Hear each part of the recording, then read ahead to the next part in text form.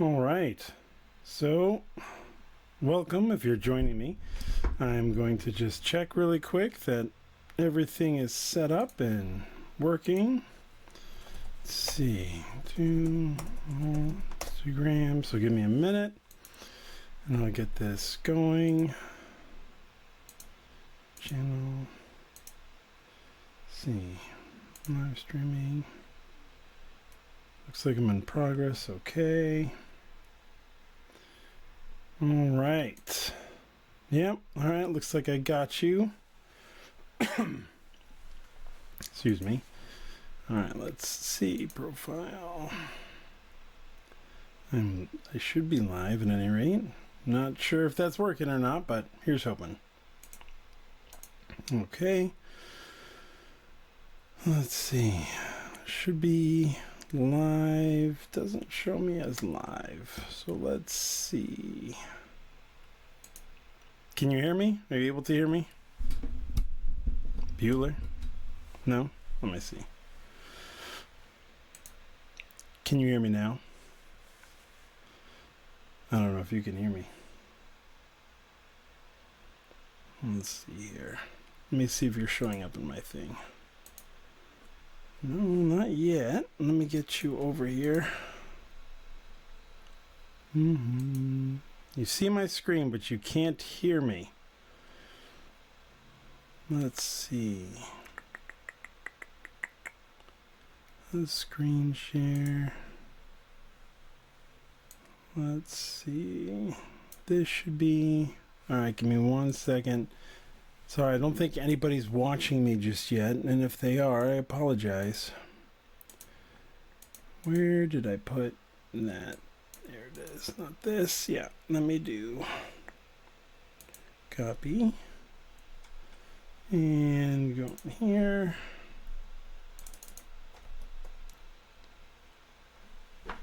Let's see if he shows up. Refresh.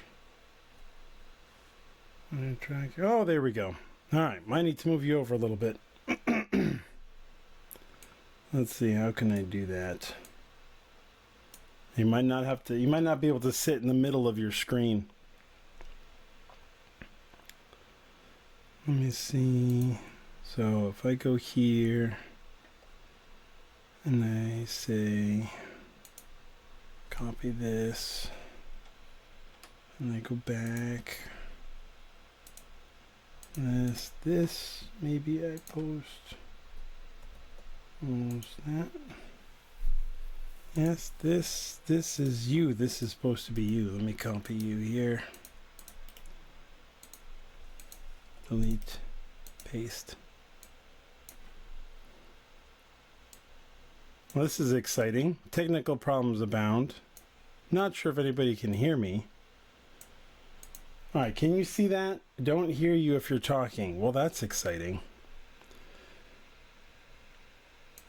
Let me see how I can fix that. The wonderful world of everything's broken. Let's see. Settings. Audio source. All right, can you hear me now? Testing, testing. Yes. Okay, good. That's good. That's one problem solved. Can you see me? That's the other question. I can't hear you. Have you enabled your mic?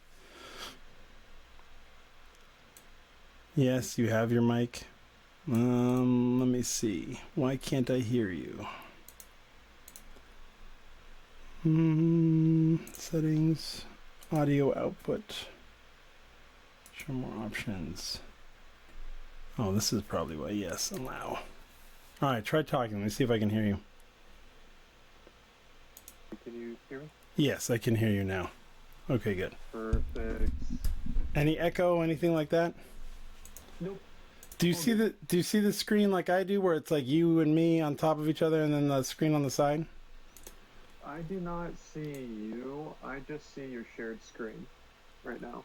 Okay. Did you click the link I sent you? Open the link I sent you. Link. Oh, to watch, go here. Okay, I got the second one. Yeah. Yeah, let me go. Let me see if I can fix this too, because you're popping up here. This is all the stuff I tried to take care of, but my daughter suddenly got very, very ill. Oh. Yeah. Not good. And so I wasn't able to do anything. I had to run and be like, oh no. And let's see, so solo video, ice stream, and nothing else. Definitely takes priority. Yeah. All right, I'm trying to see if there's a way. Oh, whatever, we'll figure it out later. What I'll do is I'll probably have to change this screen to something else, but that's fine. Because I don't know what I'm doing. So see how like you're kind of here. Do you see how you're half in the frame though? Are you able to scooch or move your camera over? Or do you not see that? I just see on the link that is the watch link. Yeah. I just see me on the screen. Right. So well, that's awesome. I've totally messed that up. But that's here. Let me actually. You know what? I'm supposed to send you a different link, huh? Yeah, I am supposed to send you a different link. Let me try sending you this one. Everybody's like waiting, everybody being the nobody who's here. I promise if you're watching this later, you'll be able to actually get, to the meat faster. You might just have to fast forward a bit. All right, how about that one? That one, I just sent you another one. Let's see. I want to find a way to get you to not show up. No. Additional controls. Maybe it's this one. Solo view link. Okay, do that. Now do you see what I showed you? There we go, that works. Yeah, so I am seeing me on the side and then your shared screen. I don't see you though. Do you see, but you see me and you see the shared screen? Yeah. All right, I'll figure out why you can't see stuff later. Now, if I do this, do you just see me and you? You probably don't. You probably just see the same thing you've been seeing. That's fine. Yeah, I just see me. All right, I'll figure this out later. I think I have to boost your audio though. You're a little quiet. All right, well, we'll just get started and whatever. Figure out the rest later. That works. Yeah. So this is the first, hopefully not the last, podcast. I'm calling myself the Prophet Architect, and we're gonna cover a bunch of stuff today. If I'm not mistaken, we have a few topics to talk about. Did you get a chance to see the follow-up email I sent you? A little bit, yeah. Yeah, I saw the list. Where I was like, hey, let's cover these things. Yeah. All right, cool. So that gives us a point to start. I don't have any fancy slides or anything this time around. Maybe I will next time. But as it stands, I don't have anything fancy. So, what would we say we start with? The power of a strong offer, right? Yeah. If I can get my camera to stop shaking, that'd be awesome. All right. I wish I could see you. My camera's more nervous than I am. Yeah. So, let's just start with this. So the power of a strong offer, right? So what in your experience has affected your offers? We'll start there. So we've chatted a bit, and I can go into it, but what have you seen have an effect? Yeah, I mean, in regards to some of my services and whatnot, one of my core services is, of course, top-class TV mounting. And a lot of the time, that, when you're just saying, hey, I'll mount your TV, it's not really a great offer. But a lot of people just do that. They're just like, hey, yeah, I'll put your TV on your wall. Yeah. But for me, when it comes to the offer, I try to include a lot of different elements. I focus on keeping it clear. I do add urgency, a guarantee, bonuses like free LED lights. For example, and then I add like proof of results as well. Yeah. So like it's an offer is more than just like the initial, service. It's not just like that. It's everything else wrapped around into it. And I think a lot of people don't, realize that. Here, how about we go back a little bit? So I know because we've worked on your offer. What was your offer like before? Do you remember? Oh, what was it before? I mean, it was it was just pretty standard across the board, and Yeah, it was like I you were had a saying, guarantee. like mount. Yeah, I'll mount your TV.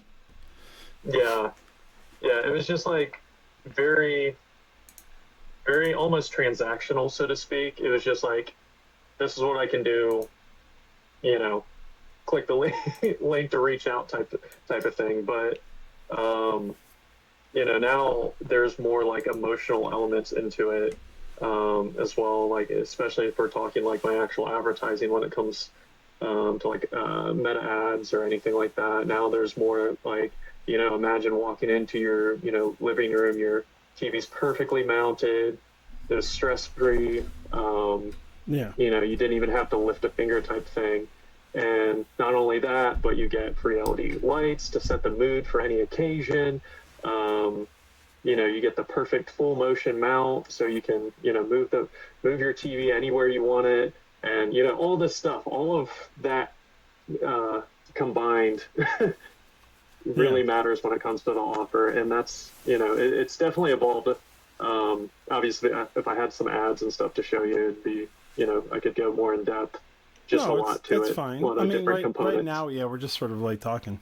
But it's like, what have you Yeah. seen? What have you seen as far as your experience getting people to buy? Has it been easier since you've refined your offer, or is it harder, or is it about the same? Oh, it's much easier, and and just with the order in which I say things, like my messaging, so to speak, Hmm. it's more succinct to the point and powerful. Yeah. And then, yeah, accurately being able to, leverage my reviews and whatnot, that definitely helps as well. Because I Yeah. had a lot of them for a while, ever since I started, but then, just knowing where to put them, how to, you know, show Yeah. the, potential customers that, that's also important. I think I know we kind of jumped right into it, but it's one of those things where so the one thing that I first started learning when I started getting into marketing was understanding like how do people buy. And although like a lot of the neat stuff is like, oh, I can run ads like this or I can say this fancy thing, but it almost always comes down to what is it that you're selling, which is your offer, right? Hmm. There is a lot of truth to like a really strong offer, which in a sense has to resonate from a product, so a strong product. But I've seen shitty products sell with like really good offers. So like a really strong offer can compel somebody to buy something, even if your ability to market it is crappy, right? Like Hmm. even if you're not very good at communicating or like hitting those pain points, if you're like, hey, are you trying to do these things as exemplified by your offer, you can get a lot of people to buy. And the funny thing is, and one of the reasons why I like talking to you about this is because you are like local service, right? Yeah. You're not selling coaching or courses or how to like escape the realm of mortality or whatever, like some of the the woo woo psychics, or like you're not doing any of that stuff.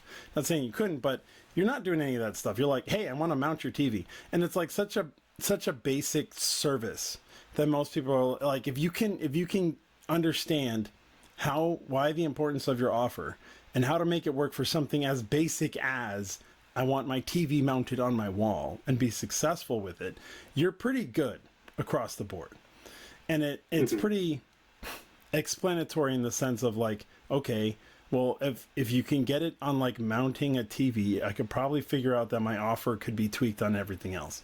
Because a lot of times I'll hear people be like, oh, well, people know what they want, or like that's a big one. Like people know what they want, and if they don't buy, it's because they don't want it right now, or your offer sucks, Hmm. right? Your ability to communicate what it is you're selling is crappy, and maybe you should. Usually, what I say is maybe you should try, because a lot of Yeah. times like if somebody's looking at your thing or talking to you about it, like at some point in time it has to come up that it's like, hey, you know, they're here for a reason. So they think that you have something to offer them. Maybe you should, like I said, maybe you should try just a little bit harder. I don't think it's even live anywhere, but whatever.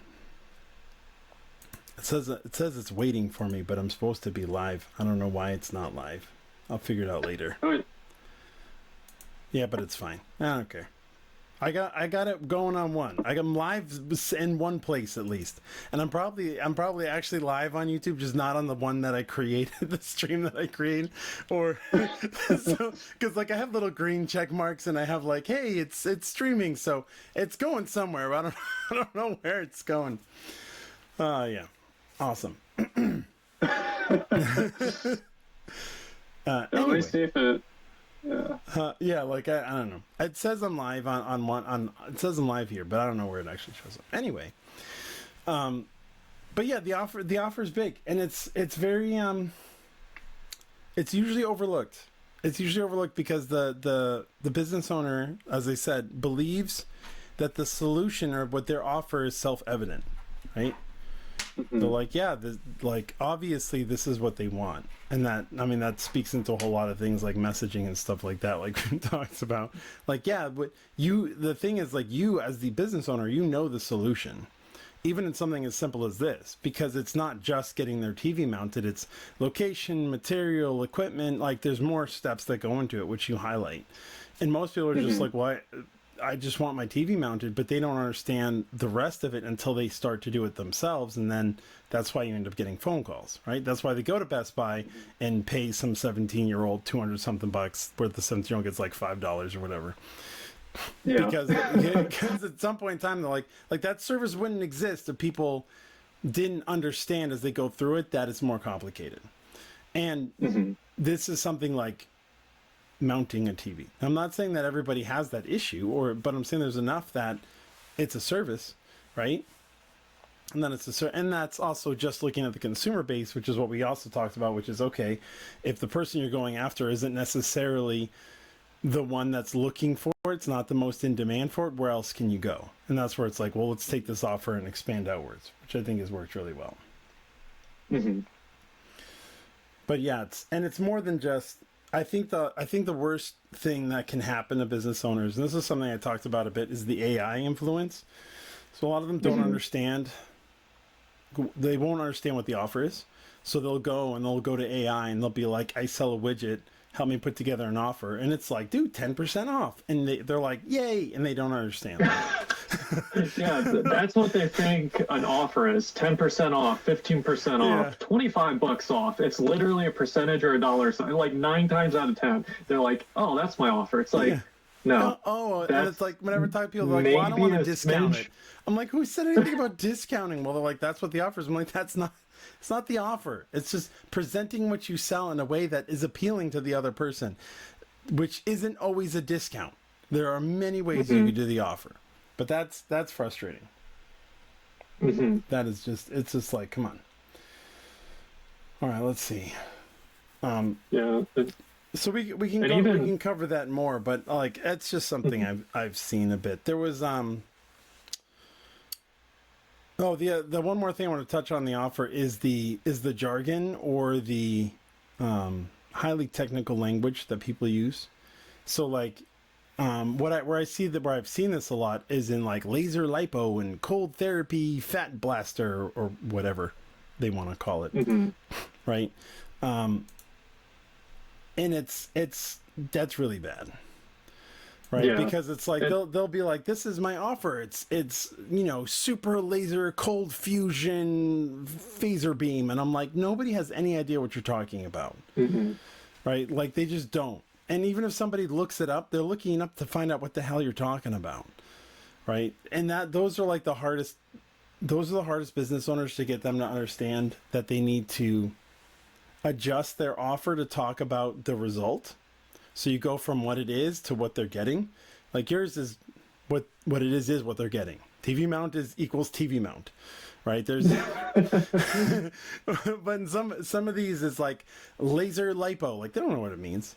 But if you went and you were like, hey, this is non-invasive fat eradication on the same level as, liposuction, which people are familiar with at this point, but without all of the surgery, pain, scarring, right? That makes more sense. People can get behind that offer. They're like, okay, yeah, like that.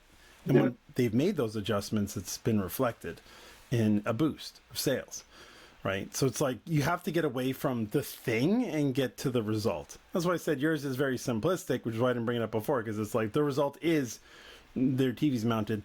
Now, there's more to it. It's mounted with professionalism, it's clean, it's got a mount that can adjust, all that stuff that goes into it. But there's no misunderstanding of what the offer is. It's just a matter of you explaining why they should take you up on your offer versus doing it themselves, or God forbid putting a nail through a pipe or something. Yeah, that's how you get an indoor pool that you don't actually want. That's the bad kind. That you didn't want or need, but now have. Yeah. You got it now, and your whole apartment complex has it now. And your whole apartment complex neighbors, love it. And the people that you're renting from, they love you even more. They love you even more now. You didn't need your deposit. Not only did you not need it, you wanted to give us more. That's what that comes down to. That's all that is. It's just money out the window. Money straight out. All right. All right, so and I'm probably going to do these out of order now that I look at them over again because I'm bad at organization. Yeah. So I think after the offer, I want to talk about the create an amazing customer experience, right? That gets you more sales, because that's the packaging that I've talked about before. That's like, I think I mentioned it before. It's like if you buy an iPad and buy an Android tablet, look at the boxes they come in, open both of them. One of them makes you feel really cool. The other one makes you feel like you bought something from like a guy in a corner with a straight jacket and you're not sure if you can keep opening it. Like, it's just, I don't know why they're like that. Like, it's not even like, I've seen it's all cardboard. None of it's customized from the ones I've seen. They might have changed it, but the last time I saw, like, none of it's customized. It's all just cardboard. And it's not even like intricate cardboard where sometimes you're like, wow, this is like really neat. Like the way the cardboard is like, I don't know, cardboarded together, I guess. But it's just like, it's just kind of like thrown in there. Sometimes they're like in plastic bags, which is, I mean, they're like vacuum sealed plastic bags, but it's like you compare that to looking at an iPad, for example. And the thing is like suction closed. So it has like this slow release. Oh, like you can't just like open it up. And then it's there and it's got the nice protective film. And then there's another protective film on it. And everything's like packaged extremely well. And I realize they've taken more stuff out as they've gone around. They're like, who needs a power brick? Like, I don't know what they're thinking, but they like take random shit out of those stuff now. Not necessary. But that doesn't matter. That's more like that experience of opening it gives you a good feeling, and then you have a good feeling with the product. And there's a lot of times people won't even throw the box away because that experience is enjoyable, right? So there was when I was really getting into marketing way back when. I think I've told you about this before, when I worked with the plumber. Yep. One of the things is like, how do you do packaging for a plumber? Right? Because it's not just like, a lot of people will say branding, and it's like paste pictures on the trucks, right? That's what you see a lot of. Like, let me put stickers of my face on my truck. Like, okay, sure. I mean, that's not a bad idea. They need to know who you are, and you have the phone numbers and all that stuff. But that's not packaging. That's branding, which is a waste of time. But whatever. That's not the packaging. The packaging ended up coming in, and we actually did really well with this, especially because he was willing to do a TV commercial, and that ended up doing really well. And this is one of those copywriting things where it's like, the more you watch somebody or look at somebody's process, you pick out stuff that other people aren't highlighting. And you're like, let's talk about that as if it's a selling point, even though everybody's doing it, which is what had come up. There's like, everybody's doing this. And I was like, but nobody's talking about it. And so he was a plumber in North Carolina, and there are literally hundreds of plumbers around him. Most of them we put out of business, but there were hundreds of plumbers around him. And he's the most expensive plumber by a factor of 2 to his competitor. So the closest competitor was half his price, right? And that's one of the reasons why he was going out of business. And then I came in and everything changed around. But one of the things that he did was they had these red carpets that all home service people do this at some point. They like roll out like a tarp or like a rug that they walk on. They put the booties on and stuff like that. But nobody discussed it. Nobody said that. It's just something they did. And the carpet was red. And I was like, well, why don't we make this whole like packaging thing like rolling out the red carpet, which is what the commercial was all about. The commercial was like, we'll roll out the red carpet for you. And then the person was like, camera and glitz around them. And then the guy was like, excuse me. And then she moved out of the way. It was funny. And it worked really well because people were like, oh, yeah, you're like the movie People Plumbers, right? Like it was. But it was like, it gave them a good feeling because like whenever they showed up, they would always roll out the red carpet. So that was part of the packaging. People like that. Roll out the red carpet, put on the booties. That's the packaging, right? The experience was really good. There's a bunch of other stuff. They called on the day of. The customer service called the day of. They called when the guy was going out there. They called in the middle of the thing to ask them if they had any problems, were there any issues, and they called after the job was done. Most people would be like, well, that's a lot. Can't the plumber just do it? Sure. But it's not about the plumber. It's about the person and their experience. And those people may not always feel comfortable talking to the plumber.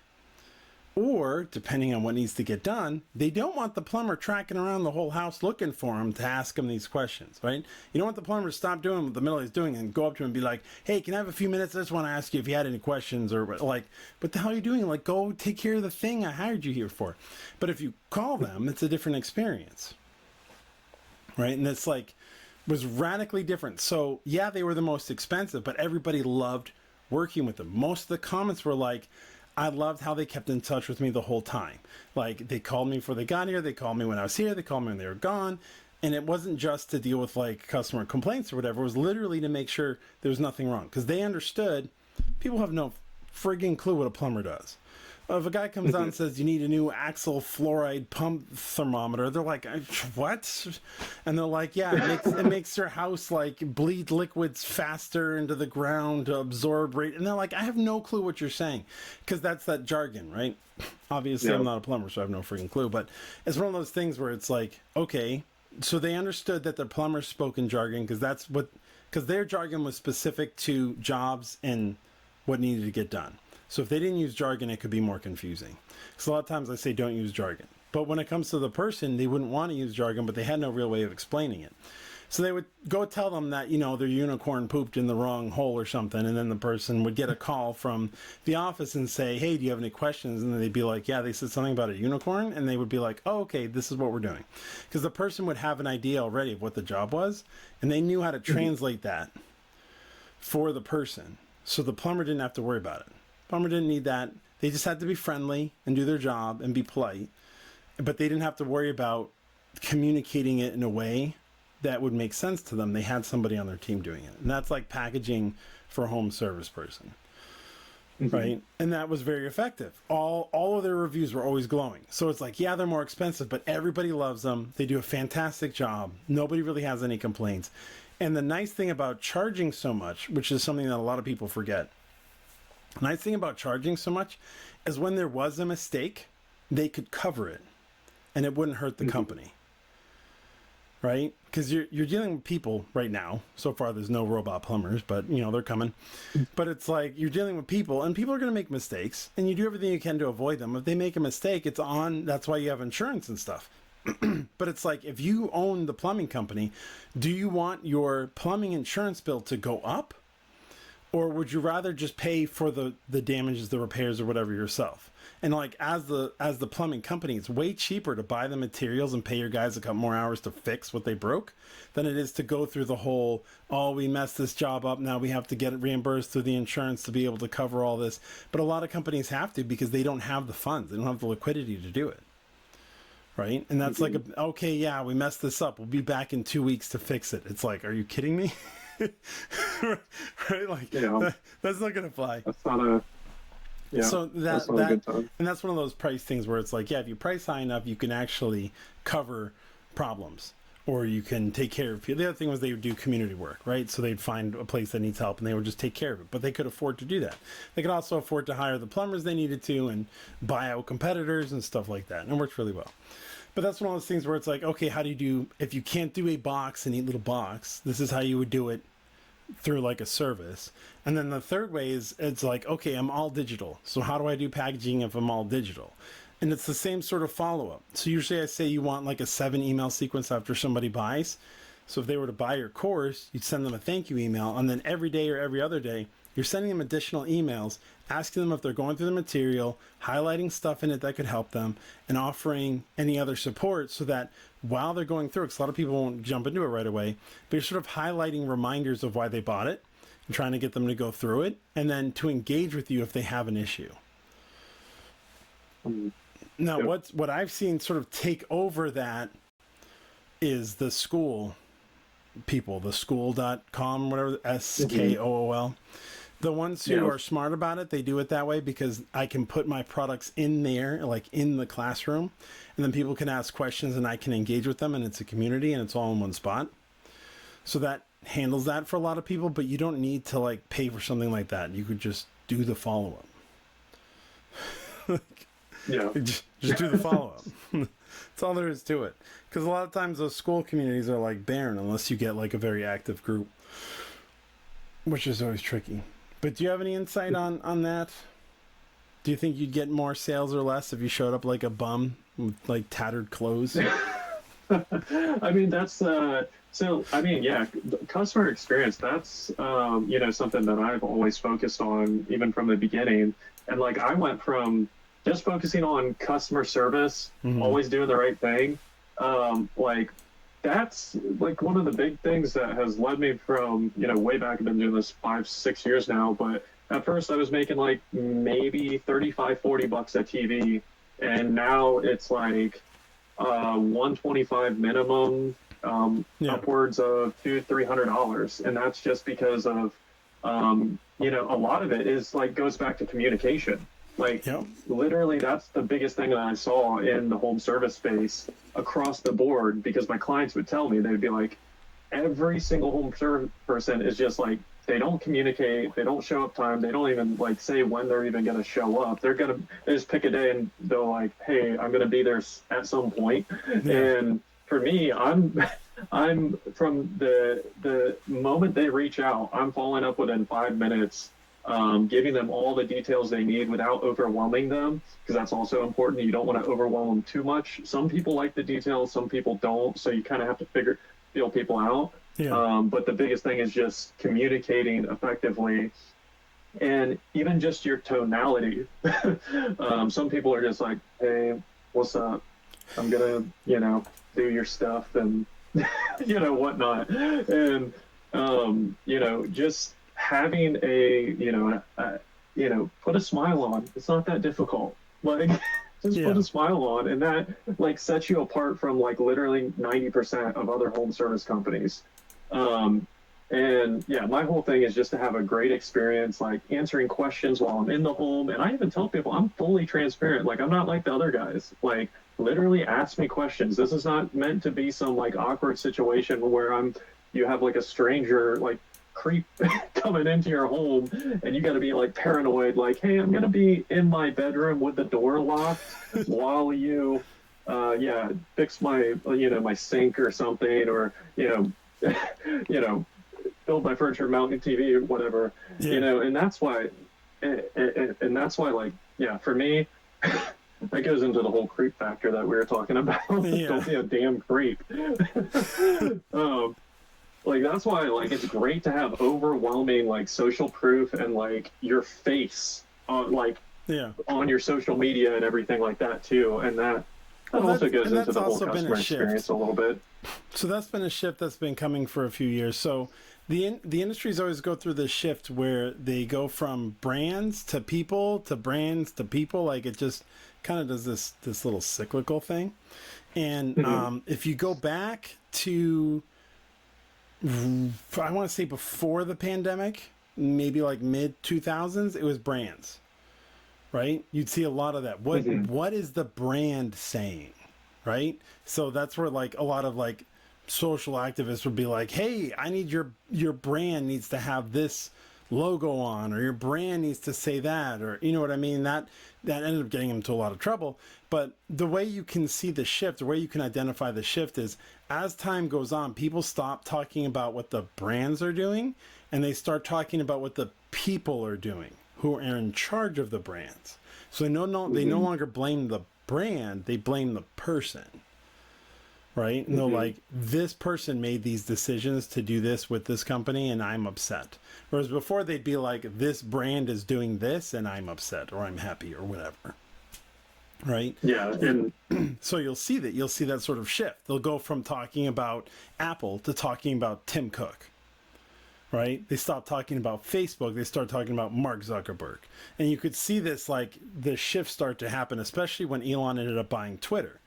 Because it wasn't about Twitter. It was about Jack Dorsey and now Elon Musk. You know, and they say X, but they say Elon Musk. Like, Elon Musk owns X. They don't be like, X allows this. They're like, Elon Musk allows this. So there's this shift. And, like, it always goes back and forth. But it's one of those things where it's like, if you have your face out there, you don't really run into a problem, even if it shifts away, because you can still be identified by your brand name or, like, the name of your business. And then whenever it comes back, you're still there. And it doesn't hurt to be interactive. But, like, if you look at it, another example is, like, you go back to the Wendy's Burger King feuds on Twitter. And they would say these are funny, like the Wendy's tweets are funny, the Burger King tweets are funny, like them going back and forth. And you can actually see the shift, because the shift happens when they say the person running the Wendy's feed is funny. So you actually see, like, you can see it happen in real time as people shift from one thing to the other. Right? And that's important to notice. So that's one of those things where it's like, yeah, you want to get your face out there, especially now, because now it's like a face thing. People care less about what the company name is. You know, Alex Hormozy, I'm always picking on, but whatever. Like, he's wildly successful. I'm punching up, so he can deal with it.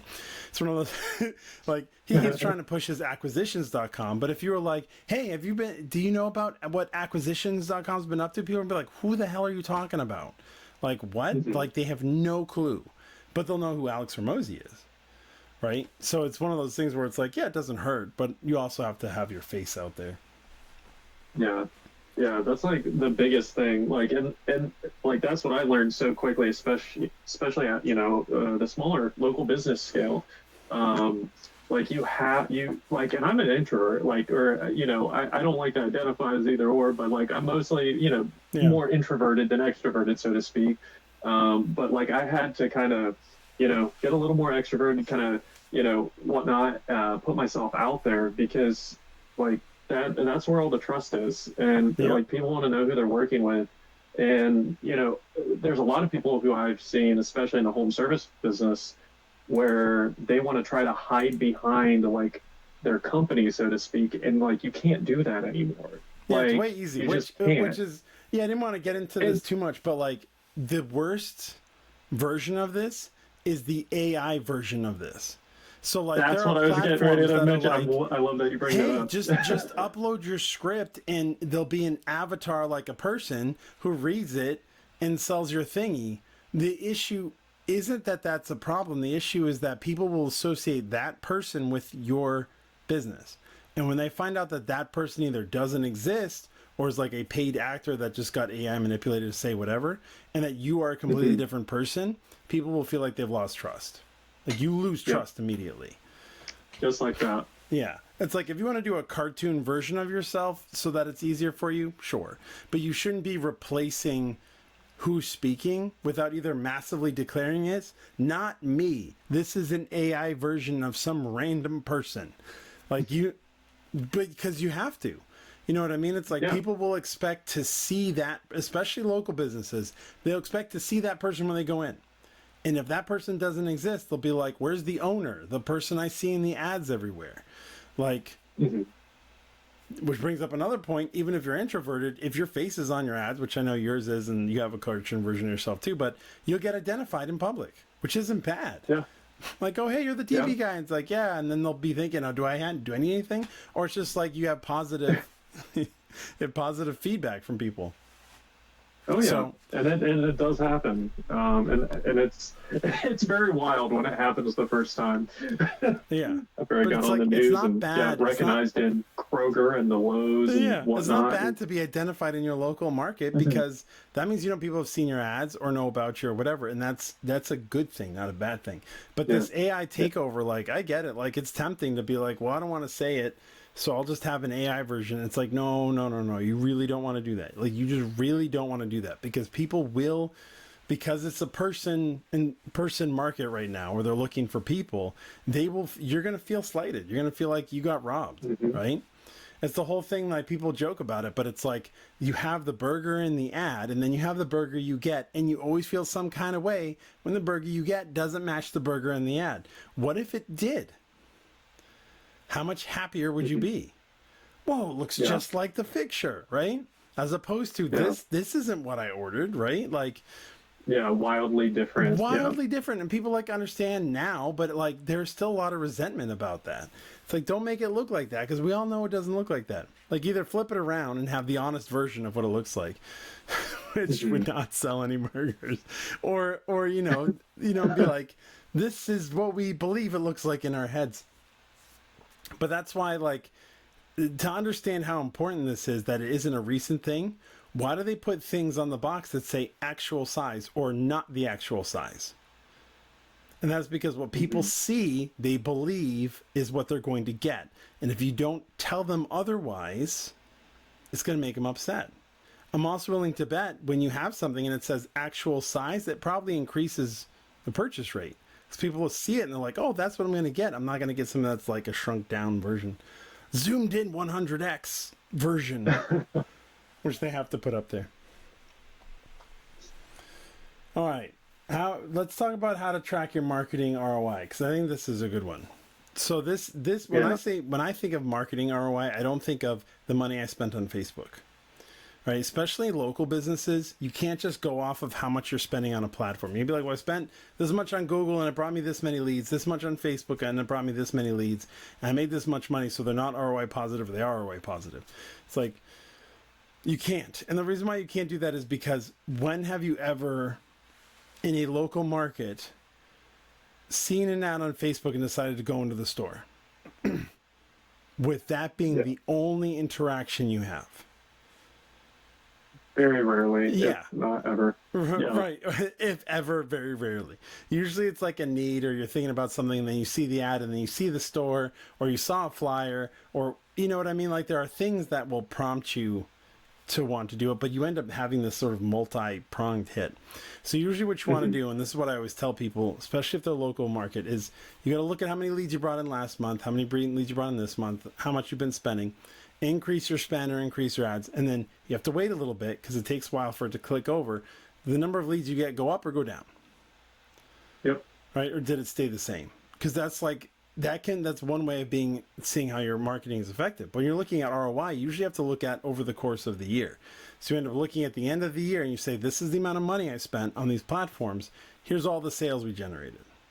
Because it can be very hard to tie one single sales channel, even if you're like, well, I'm only advertising on Facebook. Sure, but you have a storefront, right? Like, you have people could call you, people could stop by your store when they walk in, like.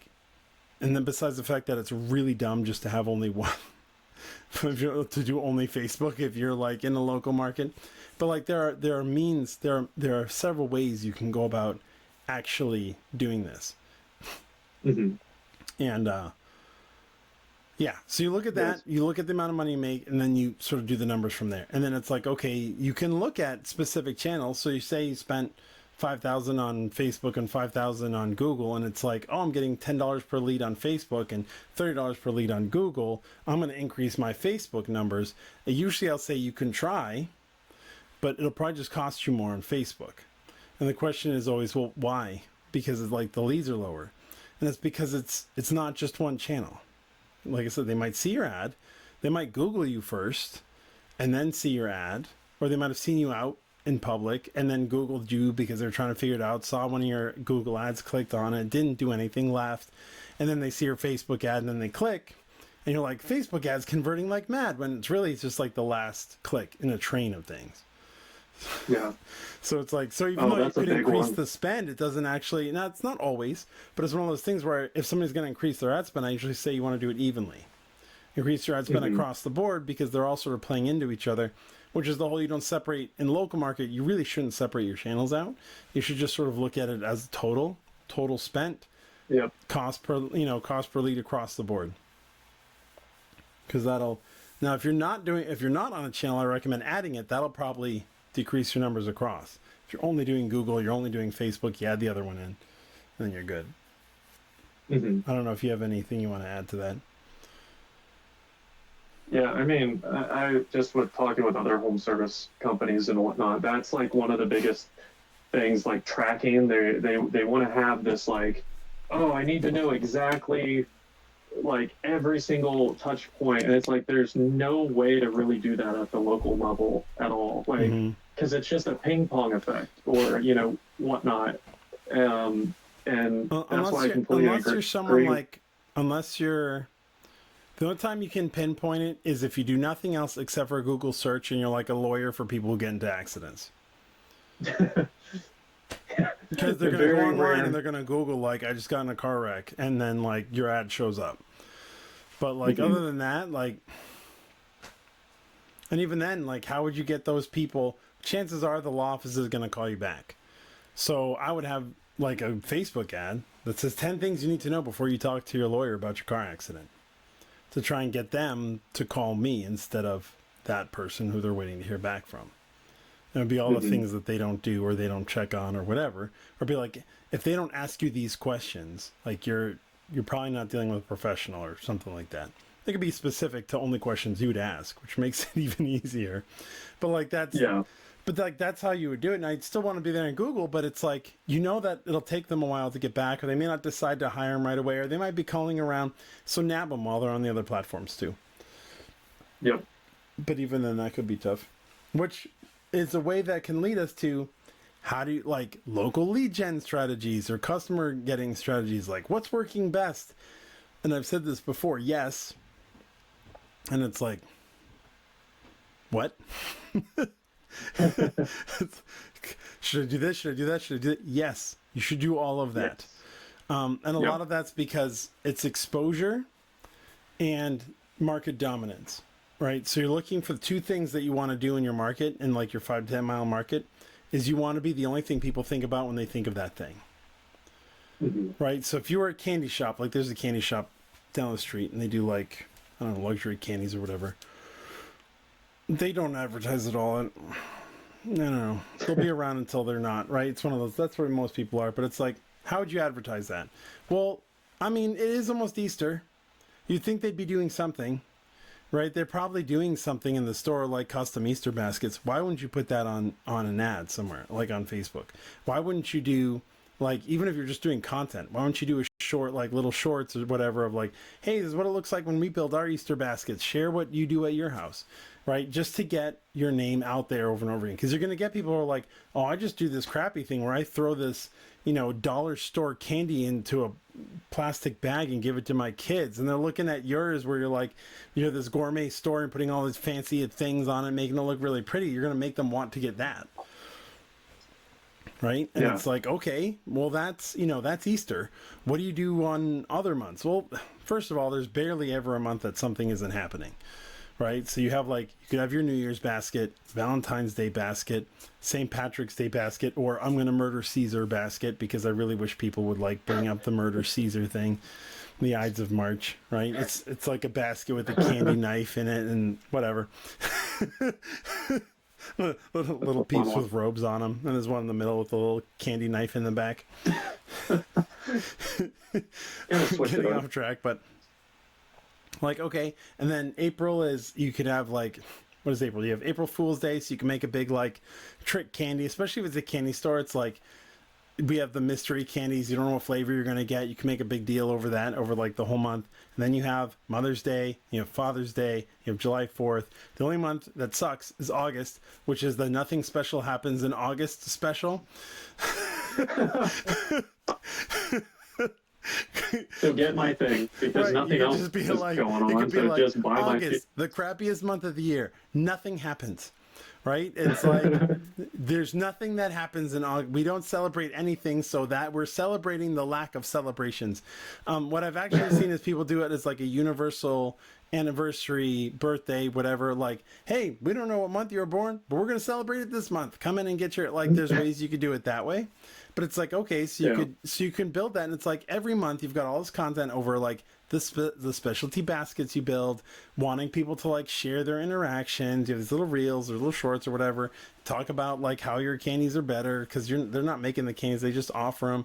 So it could be like if they have specialty candies, why not like if you have 82 different kinds of Tootsie Rolls or something, like highlight a different Tootsie Roll. You know what I mean? Like, just, it's not hard, but do something. Yeah. So then it's like, if people are ever thinking I want something sweet or whatever, and like your ads are always showing up in their face, when they feel like getting a candy bear, guess where they're not going to go? The local grocery store, the dollar store. Because they're going to be thinking about your candies all the time because you're always showing up. Yep. And that's how you increase business in like a local capacity in that sense. Like you need to have that sort of local dominance where people, well, even if there are other options, you're the only one doing all this stuff. And it's like, is it a lot of content? Sure. But is it really that hard to create a 2-minute video about a particular tasting Tootsie Roll bar? No.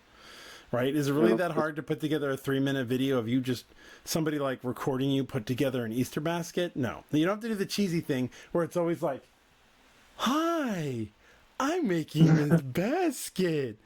Watch me do it. It's like, please, just like calm down. It's not a big production. Just hit the record button and be like, this is one of our Easter baskets. I'm going to show you how we put it together. And we throw the crappy grass down here.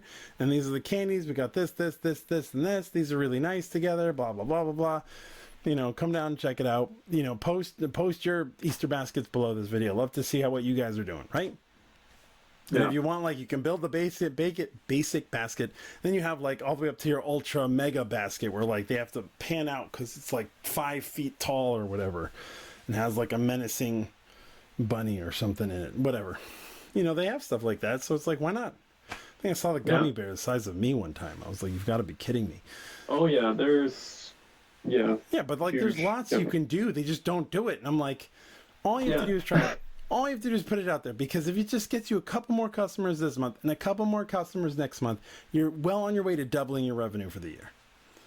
And it's because you're in a local market. In my market, it's a smaller market, but it's like if you're in a local market, it doesn't matter the size. You just want them only thinking about you when they think of something. Yeah, and sometimes it's just putting something out there. Yeah. It's like literally and just letting people know you exist, right? And it's usually about the thing about it. So, which is funny because we can talk about roofers real quick. A lot of the service people will put out ads showing themselves and their equipment that doesn't really help. Right? Mm-hmm. I'm not saying you just have a picture like the other one is like, oh, we're posting on social media. It's like everybody in the office in front of the store and they're like, look at all, like, come on, stop. Like, just stop. Like that. Nobody cares. Nobody cares about any of that. What they care about is like the kind of candies you have in there. That's what you should be talking about. Not how everybody's standing in the middle of the sun wondering why they're standing there for 30 minutes while you take 52 different shots to get the right one. Get the right one that nobody will pay attention to. Like, just stop. It's like, look at my cool watches and my giant truck. Nobody cares. Like, nobody cares. I can guarantee you. Nobody cares about how expensive your watch or your truck is. Nobody cares how many houses you own. Nobody cares.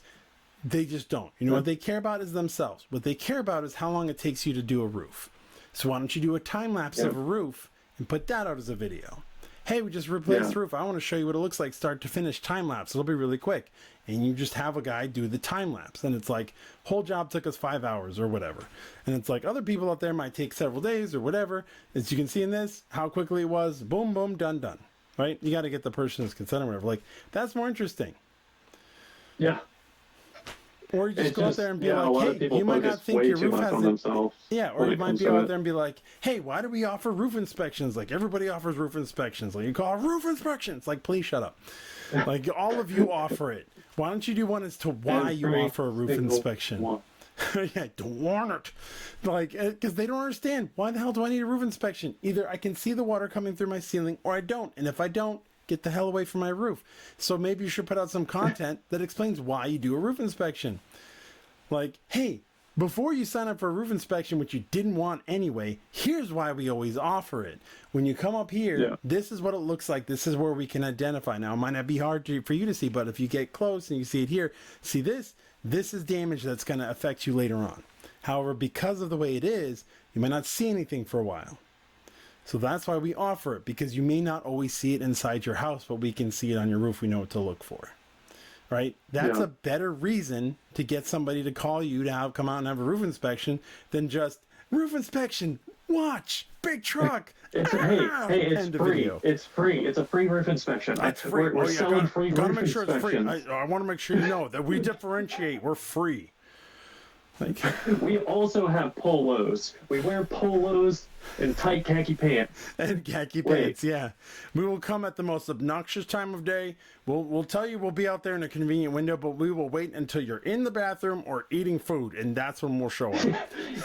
It will be dinner time with grandma, Yeah. but we're here. We're We coming will here. obnoxiously ring the doorbell, and when you don't answer immediately, I will call you loudly from outside of your house. Oh, you'll hear my truck. You'll hear my truck coming. I'm going to ring the doorbell, leave something there, and I'm going to go wait in my truck for like 3 minutes and say I waited there for 15 minutes. So if you don't get me right then, your free roof inspection's gone, buddy. But it's... That's even. Yeah, then they try to switch the script and like try to be all like, "Oh no, we're in demand." So like, yeah, if you don't answer, that's on you. You're gonna miss out. There's so many people that want roof inspections just on the street alone. It's like, how many? I know all my neighbors. Can you tell me one name of a person outside of mine that you're gonna go see that you have to run off to right now? That isn't like you falling asleep in your truck 10 miles from here? Like, tell me. And then crying in your truck because you can't get any roof inspections. Fall asleep crying, going through a midlife crisis every week. Yeah, because you refuse to just wait a few minutes.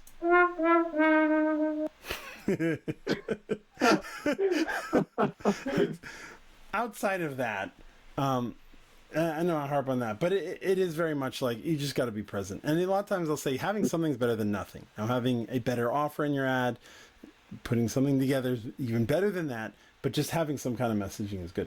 There was like 3 restaurants around us that shut down, and they never advertised. We didn't even know they were there. It was like, we would have gone because it would have been after the kids go to sleep and they stay open that late, but we didn't even know they existed until they were shutting down. And we saw all of the shutting down, like them pulling the signs up. We're like, what the hell is that place? And it was like, oh, it's a food place that we didn't even know existed. And we've been here for 2 years, and it was like 4 blocks down the road. Like, yeah. Which is that you can't even blanket the streets around you. Like, one of your dudes is doing nothing. Print out a bunch of flyers and be like, just go walk down, not at night, obviously, but like in the middle of the day, bright sunny day, not when it's raining, not when it's storming. Hey, go like put these on people's doors, like just jam them in there if you don't mind, or like hang them wherever you're legally allowed to hang them. Just like in the area, just tell people we exist. Or God forbid, as a business owner, you do it yourself. But if you don't want to do it, like just do that so people know you're there. Yeah, like just go into plenty of other businesses, partner with them, and give them a special offer too. Like, hey, if you, send people our way. There's some comedian, I forget, I had heard him recently, who was like, that's why Chinese restaurants are so successful, because they're like always open. They're like there. It's like, even if it's Christmas, it's like, oh yeah, we're open. It's like fish don't know. It's just a Tuesday. Like they don't care. Like, come in, buy my food, right? Because it's like, they're open, so you call them. Yeah. Let's see, what else? What else we got? Track your mind about lead gen. Oh, the future of local SEO. So I think having a local presence on whatever the current top search engine is would be a good idea.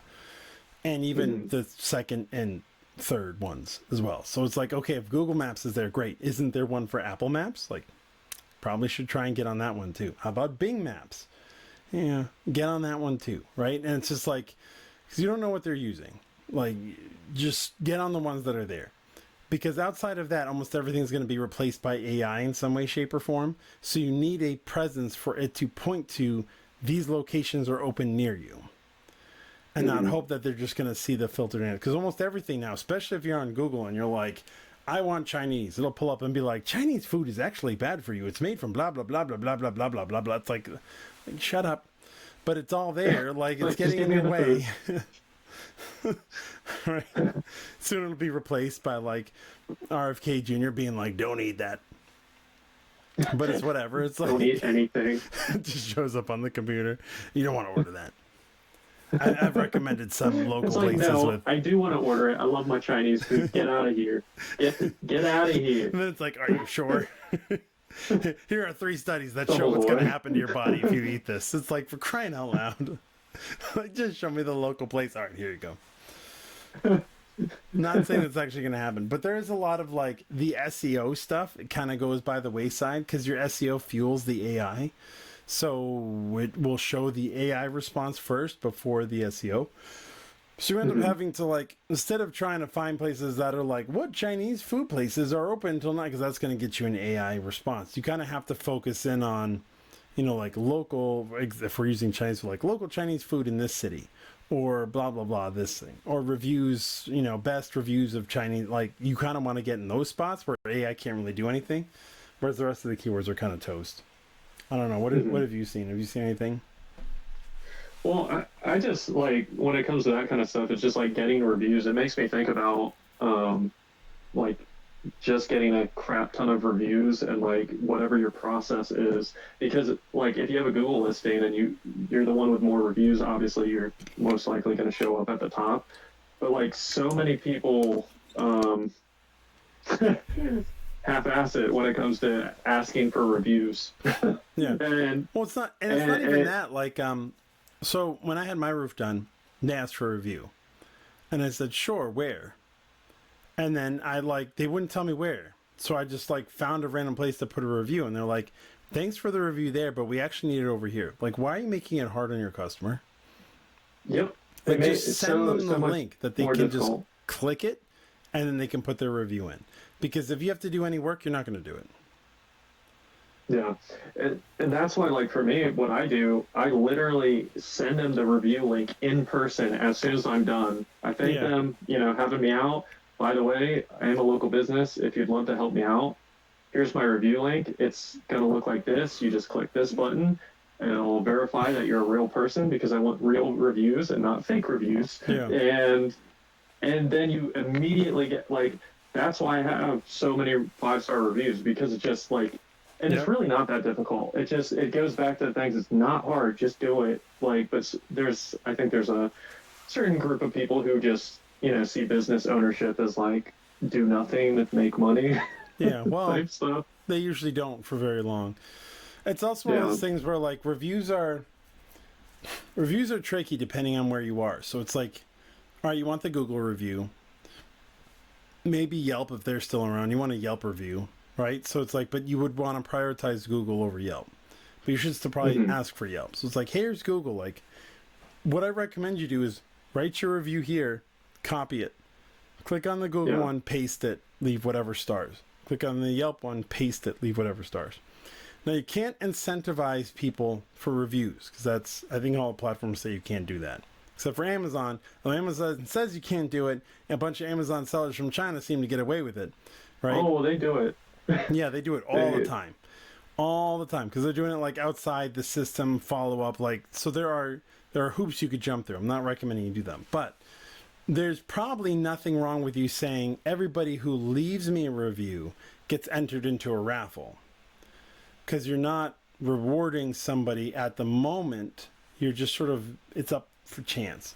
You'd have to actually look at like the terms and conditions and make sure it's valid, but you're not penalizing anybody, meaning they don't get a thing if they don't enter. And you can even have like a, hey, if you purchase from me and you don't want to leave a review but want to get in the raffle, go here, because it can be for all your customers. So you can make it, that's probably the most compliant way you can make it, where it's like, hey, or you could be like, I think you can give them extra entries if they leave you a review, but you can't prevent them from entering it because it's the whole like whatever. But you could be like, this is specific to customers or something like that, because there is something to do with like one of the giveaways. You can't require somebody to buy something from you in order to be in it, which is not what you're doing. You're doing a like, I don't know. Like I said, the rules are always kind of weird because it depends who's like in charge and what they feel like is an issue. Like that sort of like that sort of determines like who's currently in the FTC or whatever. Like, what do they think? Yeah. That sort of like will change. And since we just got a new FTC person, like, I'm not quite sure where they stand on some of this stuff. So it's kind of being a little risky, but that doesn't mean you can't offer it, and it doesn't mean like you can't have something similar to it. But you could always just be like, I really appreciate it. And a lot of times, is the reason why you're doing that is you're just seeing if you can get the reviews, and asking for them will get you more than not asking. And doing what you do, which is like end the moment. Hey, you're really happy. Everything looks awesome. I'm going to send you this. Could you fill it out right now while I'm tidying things up? I would really appreciate it. And so they do it. And then it's like, okay, great. Like, if you get a few minutes, can you also go here and leave it? Like, I know I'm asking you to leave a lot of reviews in a lot of places. It just really helps. But you don't have to. The one is more than enough or whatever. You know what I mean? Because you're just trying to like pile up the reviews. There is a incentive, especially with AI, to use the AI, like the UCG. I saw this and I was like, why are people so dumb? So you can actually go, there's a service which I didn't like either. It was called Biblio or something. And it's basically like, you can pay to have somebody review your product. That was a little bit better. It was a little bit better because you had to send them the product. So it was a person who was receiving your product actually making a review about it. It's not ideal because you're still paying them for a review, which means they're going to be biased in their response, and you do have to disclose it. Like, paid to pay. It's kind of like if you play games and you're on Steam, you leave a review and it has the whole product receipt for free, like it has on Amazon too, like product receipt for free. So like, it kind of doesn't mean it's always going to be a positive thing, but this service specifically is like, it looks like somebody bought your product and posting it, yay! And it's like, no. And now it's like 100 times worse because they have AI that does it now. They're like, that's what I see splattered all over like Instagram and stuff. They're like, UCG with AI, like, no, like, just no. Like, no. If you're thinking about doing that, do it the right way. Yeah, just stop. Just stop. Like, don't do it. Trying to take shortcuts. You're just trying to shortcut it. I would much rather you found like your brother and been like, hey, like, can you leave a review? And they could be like, hey, this is my sister's product or whatever. Want me to test it out? This is what I think. Right? People will probably listen to that more likely than, and the issue is that they won't figure it out right away. It goes back to the other thing with like the AI thing. They won't know right away. And if they start seeing a bunch of ads which look like real people promoting a product that sways their opinion, they buy the product and then they find out later that all of this was AI, it wasn't real, these people weren't real, they're going to be livid. Like, they'll just be pissed. And it will be only a matter of time before like the FTC is like, you can't do this without massively disclosing it. And I realize it's like, well, okay, I can make a bunch of money right now, and then they'll stop me later because there's no law in place. So why don't I get away with it right now? Because if you're trying to shortcut the process, you won't actually know if your product's any good. Yeah. Right? Like, you just won't. Which is like, it's the whole effects, it's the whole psychology of everything, which, not to get into it, but like, on the politics side, it's the reason why like Democrats right now are dumping millions of dollars into advertising. And it's because they're trying to sway opinion by overwhelming people with this messaging. So that they're like, well, if all of these things are saying it, it must be true. Right? The issue with that is people aren't that stupid anymore. They don't fall for that. So they're like half a step away from figuring out that business owners do it too. Right? And if they figure out that you as a business owner are doing it and you're using AI, everything you put out no longer legitimate. Yeah, like your trust is going out the window. It's going. Like no one. And I don't know why you would want to build a business on that. But there's people out there who do. Like maybe Ty Lopez did something. I know he's trying to come back, and I just every time I hear somebody that's like, "Oh my God, Ty Lopez," I'm like, why would you want to associate? Because like Ty Lopez came on the scene, seemed like he was genuine, but it was all like a show. It was all fake. All of it was fake, like horribly rented car, rented mansion, rented friends, rented, you know what I mean? Like everything was rented, and it was like on borrowed money so that he eventually made all these sales, and then he had the money, but he still didn't buy anything. Everything was still rented. And he had like that neat little, hey, it's me in my garage, which kind of like nobody was doing. So that was very authentic, but it was an inauthentic authenticity. right? Like people wanted that authenticity and he was providing it, but he wasn't being real about it. It wasn't actually his garage. Maybe it was, but it wasn't actually his car or his anything. And he was lying about what he had done to make his money. So it was like his reputation got completely tarnished. And then I didn't see anything he was doing for years. It's only recently I've seen him pop back up. Now he has the beauty of the fact that people on the internet are dumb. Like they'll forget. They're like, oh, I don't even know who this person is, right? And they'll just like go on. It's the whole reason why that's like some brain program. I think it's called like Better Health or something, where they promote healthcare providers. Complete sham. They're a complete sham, and people found out about it, and so they had to shut down ads for a couple of years, and now they're back. And they're just hoping that it's been long enough people aren't paying attention. Marketers like me pay attention, but you're right, the average person isn't. You know what I mean? The average person isn't paying attention. So yeah, Tai Lopez could come back and make another like little blip. But it's like, that's one of those things that irks me. Like you have these, I don't really know Tai Lopez. I've just seen what he puts out, and I'm not impressed with anything he's done outside of the fact that he's able to fleece all these people out of this money, sort of get away with it, and then start over again. So like good on you, but like that's okay. But like it's gonna ruin you. Like what's your legacy? Oh, my legacy is fleecing people out of millions of dollars, not actually providing any value, and just repeating it over and over and over again. Like it comes up every once in a while. There's some guy who like made people think that he was actually selling them copper or something. It's like way back in the 1800s or something like that.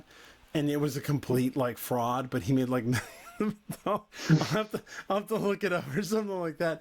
But it's like, yeah, it's like you want that to be your legacy, like the people trying to sell the Golden Gate Bridge. Like, come on, like what are you doing? Like that's not a skill set. It's not a skill set you actually want to give like anybody, and it's not something you really can like ride your coattails on. Like, yeah, that was the guy who tricked people into buying my really crappy products.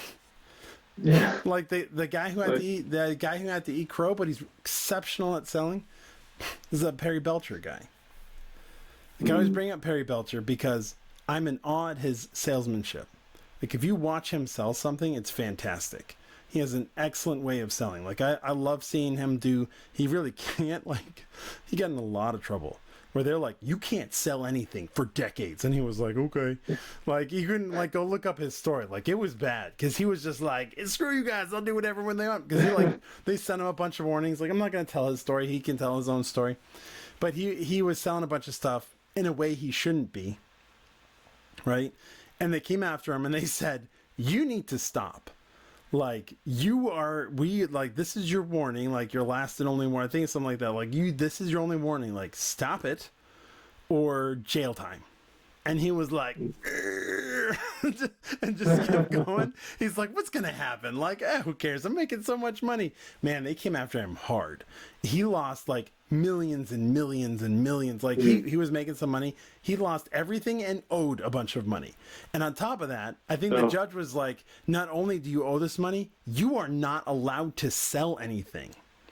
Like, here's your one skill set that you're really good at doing. And then you have a judge come out and be like, you're not allowed to do this ever again.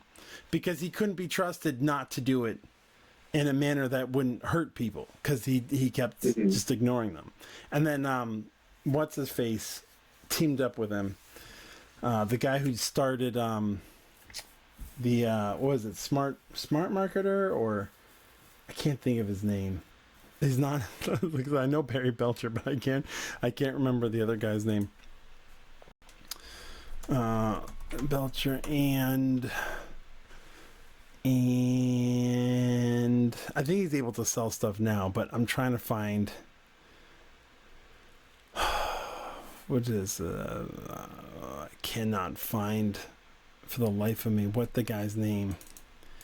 And digital marketer guy. Who did digital marketer?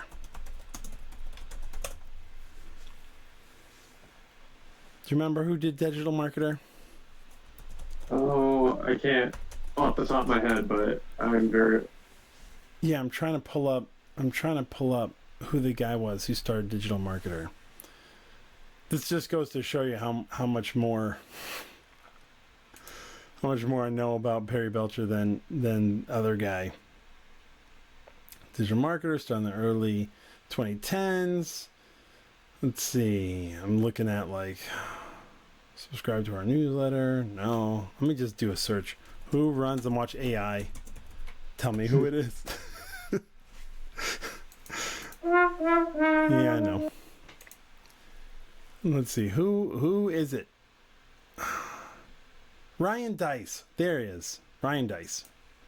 So Ryan Dice ended up hiring Perry Belcher to help him because he saw Perry Belcher was really good at selling stuff and knew that Perry Belcher couldn't sell anything. But Ryan Dice was in no such problems. And Ryan Dice has put out some really good content, like some really good products and stuff like that. And so it was like a good combination. I think Perry Belcher's on his own now, like whatever decades have passed, so he's allowed to sell again. But it's one of those things where it was like, wow, okay. Like why ruin your reputation? You know, if you're good at selling something, you don't need to sell shady crap. Yeah. And like, I don't know if what Ty Lopez is selling right now is shady or not. I just know I have an inherent distrust because of what he sold before, right? And there's a lot of people in this digital marketing space who know that. There's also a lot of people who are new and have no clue who he is, right? So like, there's room there. But it is a bit of like, okay, are they selling something shady? So you sort of damage your reputation in that sense. But why? Like, if you know how to sell something, like in the early days, there was always this stuff that was like, the evil secrets of marketing that can only be used for good. Like Frank Kern loves to say stuff like that. He's like, this can be used for evil, but only use it for good, right? And a lot of that's because Frank Kern sort of pushed that line a little bit in his early days between like stuff that wasn't really helpful but made him a bunch of money. I mean, since obviously he's cleaned up. I love Frank Kern stuff, and he never went like fully over, but I think he saw it. Right, he saw how easy it would be to sell stuff in a way that makes a lot of people buy and think they're getting something good, when in reality they're getting crap. Which is something that's like, I'm always very cautious of. Usually when I go to help somebody, I'm like, what are you selling? Does it actually help people? Like, what does it actually do? Because it's very easy. It's actually very easy to sell stuff that's garbage. Mm-hmm. Like, selling garbage is like the easiest thing in the world. If you want to know what I mean, like, go look at the Warrior Forum if it's still around. Go look at JV Zoo. Right? Like, go look at, I think ClickBank's cleaned itself up a little bit, but like, go look at a lot of the affiliate offers and look at the stuff that's like in the top ranks and that it's just crap. Not all of it is, but it's like, there's a large portion of crap that they just sell. And it's like, how can you get away with this? Well, there is some help in it. There's just not a lot. And there's usually not a lot for the amount of money they're asking for. And then on top of that, it's like, because these marketing techniques work. And it's like, if you can pull the marketing techniques out, then you can go sell something really good. Yeah. You know, most of us marketers figured out that the whole build a better mousetrap and the world will beat a path to your door is a complete lie. Right? You can build a better, right now it's like, build a better mousetrap and the guy with more money will steal your idea and patent it, even if you have a patent, and will shut you out before you get a chance to make any money off of your own idea. Yeah. I was talking to an inventor and they're like, don't bother inventing. I was like, what? They're like, don't. Like, go out and sell the product and then try to patent the invention. And it's like, well, why? And he's like, because if you have sales, you have a defense. If all you do is create an invention, another company can come around, look at your patent, start selling the product. And then they just sort of like pay off the process. And they're like, yeah, it was their idea, but they weren't selling it. They had no plans of making anything. They weren't making any money with it. And we came out and we actually built it and we changed this one little thing. So, and they'll just throw the case out. Like there's I used to look at this because this was big, especially when like internet stuff started coming on, because you could like find patents for stuff. You can just like look and there's a patent, right? So you had all these companies that were like, hey, these are some really good ideas. Let's go make them, because this person's just been sitting on it for a few years. Right? And the idea of the inventor is, well, I'll make these ideas, and then when somebody wants to use it, I'll get a portion of their sales. But the harsh reality of it is, no, you won't. Right? Like, not only will you not be able to fight the legal fees, because a lot of these places will even be like China, right? So then it's like you have a company in the U.S. that builds something better that they saw in China, and China's the ones who ripped off the guy that's in the U.S. who invented it. And as the inventor, you're trying to sue the U.S. marketer, but they're like, no, I got this idea from the Chinese people, take it up with them. And China's like, woo, forget you guys, I'm going to do whatever I want. Right? Like they've ruined eBay, they ruined Amazon, they're ruining Etsy. The nice thing is with Trump's change to like the small packages law, a lot of that crap's going to go away, and you'll have like these sellers come back. But that's not a good strategy. And we're kind of like way off track. I'll cover one more thing. I'll cover like one more thing. You know what? I want to show you some of the stuff that I found. Yeah. Let me see. I got to change this. There we go. Okay, that's me. Yes, but I need to find. Let me go back. I need to actually find where it's like where are my saved posts? How do I use this confounded thing? Let's see. No, it's not there. Those are my posts. It's always neat to see my own posts. Where are my saved posts? This is where I need like a tech person who can be around and be like, oh, here it is, saved items. Ah, the saved items. The one that literally says saved items. Oh, this is a good one. So this one I found, and let me see. I clicked on the post. All right, let me see if I can like click to see it. Let me see. I want to see this post. Here we go. All right, so he breaks this ad down. I think the ad's interesting. This goes back to what we were talking about before about being clever but disconnected from your product. Let me see a lot of this. Mr. Goodman? It's short. What makes you think you're qualified for this job? Oh! Ah! Stop punching me! Not punching Please me. stop!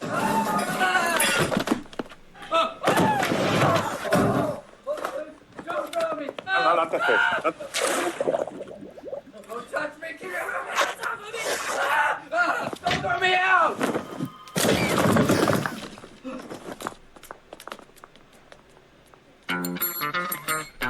Thanks. Here it is, huh? Get it?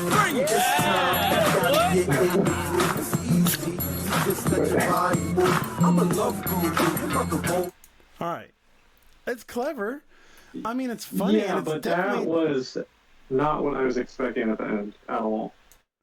Yeah, it's definitely an amusing ad, right? And that's what he breaks down. So this guy's like, "Oh, it's genius in writing," and it is. Except, I don't know why you'd want to buy a Pepsi.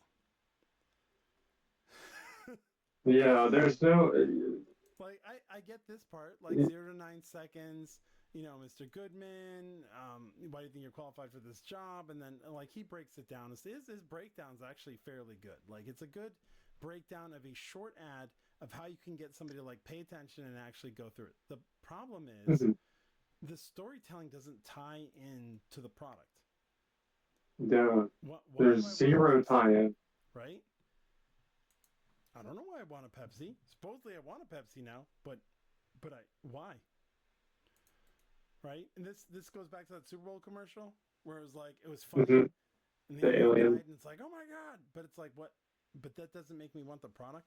Versus the one I like to bring up, and there's this guy. Like, I think he did a good job with the breakdown. I just think he missed the whole like, hey, like it's not gonna. People are gonna remember the commercial, but a neat way to get a job, which would be like a great way to do like the old school Monster or what's the other one? The Indeed and stuff.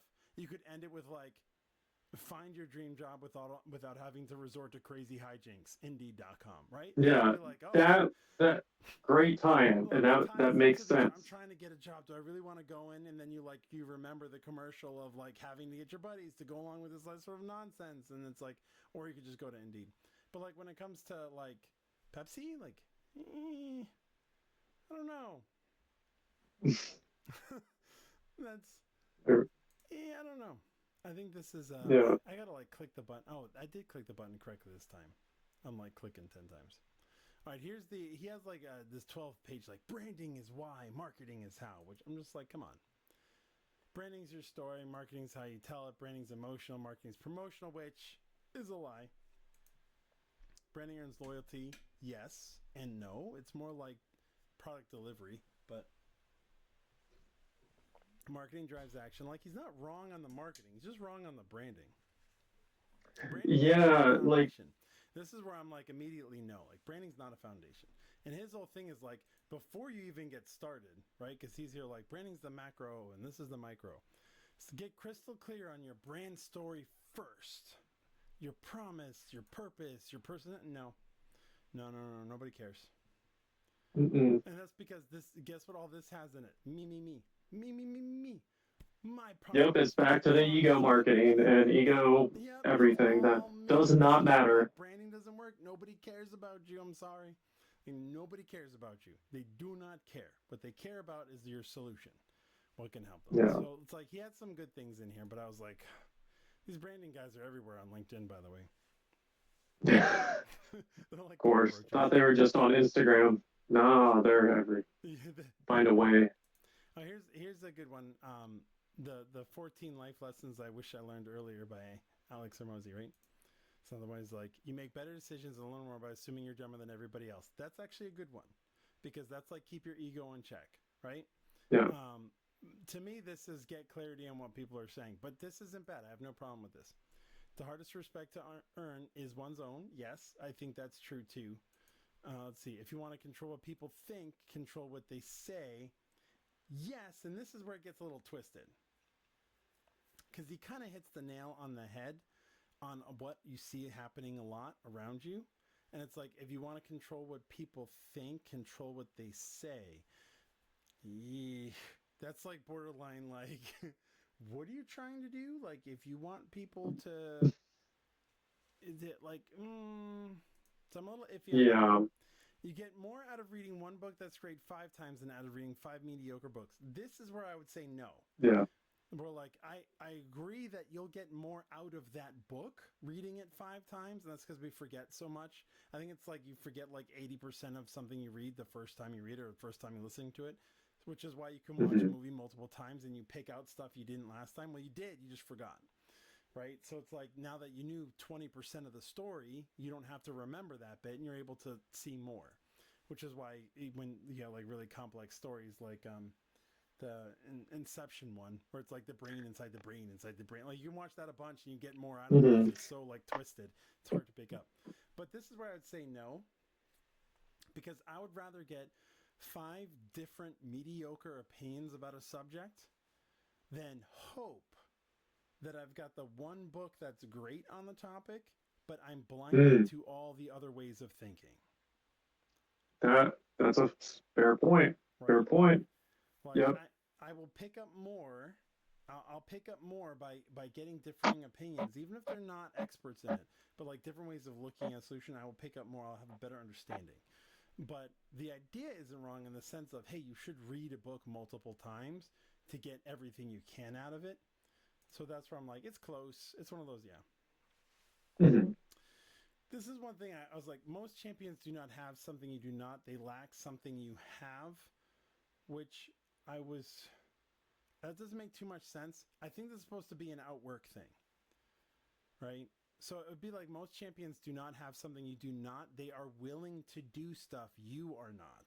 That's supposed to be more along the lines, right? It's like, how can you be successful in anything? This is something I've talked, like literally every business you can find success in. And if you go into a business where you see no successful people, get out, because you're going to fail, because there's no successful people, right? Like, just stop. And you'd be like, well, Elon Musk in electric cars, there were successful electric car companies before they got squashed by big oil, right? Like, you can look it up. Like, in the very beginning of cars, we had an electric car and a gas car. The gas car won, not because it was better, but because they had more money, right? So it's like, and it's come up several times where other people with different car ideas got squished. Elon Musk had more money than them, so he couldn't get squished. He just bullied himself into the market anyway and dominated. But anyway, usually what I say is, if you want to be successful, just don't stop trying. Right? It's like, the more you try, the more chances of success you have. If you stop, if you're like, well, I'm trying to do this, but I'm not getting successful, like, well, just keep going. Because at some point in time, you'll either figure it out. And I'm not saying blindly keep going, like, you keep tweaking, but you shouldn't give up. Because at some point in time, you'll make it. One of the best quotes I heard from Will Smith before he went crazy was, he said other people may be more talented than him, but he'll outwork them. And he's like, if you put me and the next guy on a treadmill, he's like, I'm not getting off that treadmill until I die. But somebody else will probably get off when they're tired. Right? And he's like, and that's the difference. And it's like, yeah, that's sort of like how champions are made. You just keep doing as opposed to giving up. So that's where I was like, that one's confusing. Goodwill compounds faster than money. Yeah, I guess. But it takes a lot longer, right? It's like Yeah, context matters there a lot. Yeah, like you can give out good content and that will come back to you as big money probably faster than if you just had money, but you could do both. Yeah, why not both? I think that's the nuanced approach. Mm-hmm. This is a good one. You're going to die. If nobody cares then, nobody cares now. Do what you want. I like 50 Cent's, Curtis Jackson's version of this, which is you're going to die. Come to terms with it. Like, it's like, it doesn't, because if nobody cares, people are like, well, I have kids, I have family, they care. And so, like, you sort of play this little game. And Curtis Jackson's like, you're just going to die. Like, you don't know when. Like, this is the 50th law. I highly recommend you pick it up if you haven't read it. But he's like, you're going to die. The reality of it is you don't know when. It could be whenever. Coming from a dude who's been shot a whole bunch, I'm sure he's had time to think about this. But he's like, you're going to die. You don't know when you're going to die, but you're going to die. You could die tomorrow. You could die in the car. You could die in 50 years. Come to terms with the fact that you're going to die. Now go to work. Because if you always think you have tomorrow, you don't put in as much work. But if you're like, well, I could be dead tomorrow, so I might as well do something. It's kind of like people who don't understand that are kind of more. This is your 5 feet from goal, right? Extraordinary accomplishments comes from doing ordinary things for an extraordinary period of time. Yes, this goes back to that work one. You don't have to be great. You just have to do the same thing long enough. If it's worth doing, it's worth doing well. Yeah, I guess well equals good enough, though. Yeah. Right? Because there's that fine line of perfection versus is it good enough? Like, you should do it, but depending, maybe you do it quickly, and it's better to be out than to wait for it to be perfect. And my camera's, like, going through an earthquake again. Of course. That I agree with. This is a good one. Be willing to negotiate everything except for your values. Yes. That one's a good one. Yep. Humility does not come from lowering your regard for yourself, but increasing your regard for others. Yeah, that's kind of like that. Pretend you're the smartest. I mean, you're the dumbest person in the room. This is the only one. Like, this is not one I had an issue with.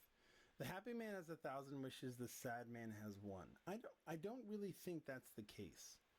I think this is trying to draw a parallel between, like, if you only dream of having one thing and you never get it, you kind of sit in misery, versus if you wanted thousands of things, you'll get some of them and therefore you'll be happy.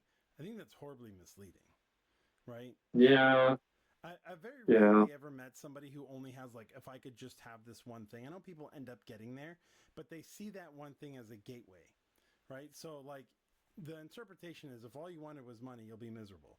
And it's like, right, but why do they want the money? Because it's like maybe didn't go further in the question. Well, who wants the money? Because they want the house and the car and the family and friends respect and blah, blah, blah. It's like, here are all the wishes, right? You just didn't ask the next follow-up question. And they're still miserable. This is a good one. Failure leads to... This one I like. Failure leads to learning. Learning leads to success. Success leads to complacency. Complacency leads to failure. The only thing that I would say is success leads to complacency. So knowing that is truth. Like, you get complacent in what you're doing and you end up feeling failure, and then you sort of have to start over again.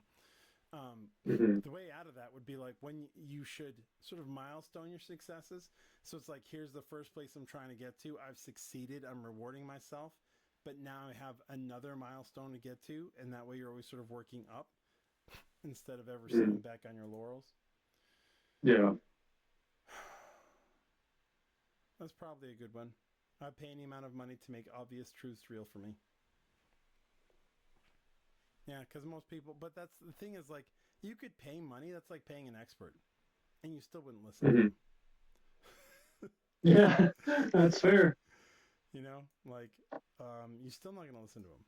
And that's the problem. All right, let me go back. I think I have a... let me see, do I have any other ones?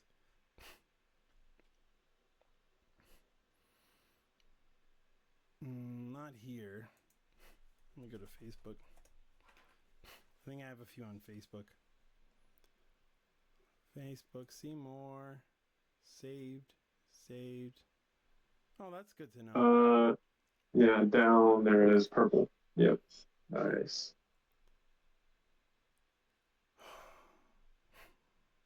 I'll worry about that later.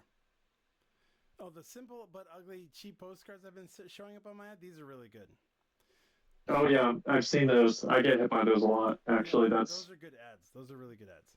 So I like this one Mhm. from Robert Kiyosaki. Oh my God. Cynics criticize, winners analyze. I do both.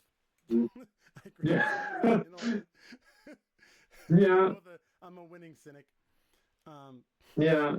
Want to go viral? I showed you that one before. Yeah, I think this was the only one I saw here. I think I might have some on Instagram. If you want a customer to be grateful for a free offer, break the offer into 2 parts. Ask them to choose which free offer they'd prefer, one or the other, then give them both. It's clever. They still won't open your thing because it's free. Yeah. Right? They'll be like, thanks. And then they still won't go. Yeah, I see a lot of like nuance to all this. Yeah, and like if we're talking online and like, oh your free offer online, yeah, there's so much free crap that people, yeah. Yeah, there's so But much free crap. And people will accumulate free crap and never actually do anything. So yeah. here's the thing. If you offer, say you take your thing and break it into 2. Here's the other side of this that maybe he isn't thinking about, but you take your free offer, you break it into 2. And pick one or the other. There's 2 things that'll probably happen. One, they'll use 2 different email addresses. I want this one, and I'll refresh the page, put in their email address for the other one. So you've done nothing, right? Now they've got your stuff twice. Because if you make them choose, that's what people will do. Well, I've got 50 email addresses, so I'll just use one on one and use one on the other. If you somehow manage to make them believe that there's no way they could ever get the other one, they'll simply go online and look for the answer elsewhere. Mm-hmm. Which will still prevent them from even looking at the thing, because before they open your part, most people will be like, well, let me get the second part first before I bother looking at this first email, so that when I start, I can have the whole thing. Right? So it's like the idea Mm-hmm. of what he's saying isn't bad, but it's missed on the basic understanding of like human nature. Right? Which... That's why I say, like, Alex is really good at what he does, and of course he's wildly successful, so there's only so much I can say about it. But like some of the stuff he says sounds really good in your head, but in execution it falls apart. Yeah, there's so many variables and whatnot. The way you would make this work is if you want a customer to be grateful for your offer, and you just take the free out of it. Yeah. As you could be like, hey, and most people will be like, well, I'll just make it an upsell and include both. Usually what you would do is like what most people, like I'm not saying he's a dumb marketer, but as a smart marketer, what I would do is I would have 2 sales pages, one for each part of the offer, depending on what people want. And at the bottom of the sales page, it'd say, as a bonus, I'm also going to throw this in. And then just promote the one that they overwhelmingly go for and create content on the one that they're really interested in. Because then they're getting the whole thing and I'm over delivering, right? Mm-hmm. For what they're buying. That's a better route to go at it. Additionally, you could provide more material for them later. Mm-hmm. Once they're in, here's this secret unadvertised bonus. I'm also giving you whatever, this and that, which is going to cover these things, which you didn't even know you had a problem with. That'll make people really grateful for your offer. And with them having paid for it, they're way more likely to actually open it. Yeah. I already see a great way to, yeah. Yeah, like it's apply not this a bad to. idea. It's just it's always missing a little. It's just like that little. Yeah. Yeah, but what actually happens? Yeah. Yeah. If you just take it surface level, Yeah, it's not really doing there's much. just that one little piece that you're missing, which is actual execution, human behavior, right? Mm-hmm. I think that was here we go. So there's videos. Want to go viral? Turn links into high converting ads 4J. It's one of these. I think it's this one, the want to go viral one, but I don't remember now at this point. Yeah, no worries. Anyway, but that's it. That's all I got for now. If anybody's watching this and is sending me chats, I completely am technologically damaged at the moment. I have no idea how to look at them, so I apologize. I will hopefully by next time actually have a way of looking at them. If nobody's watching this, then Awesome. We'll just have it for next time. Like I said, I'll just keep doing it till people start showing up. Yeah. And for the one random person who is like, I wonder what this guy's talking about, you'll have come across hopefully what will end up being a gold mine of information for you as time goes on. But that's it for this stream, so I'm gonna turn the stream off. There we go.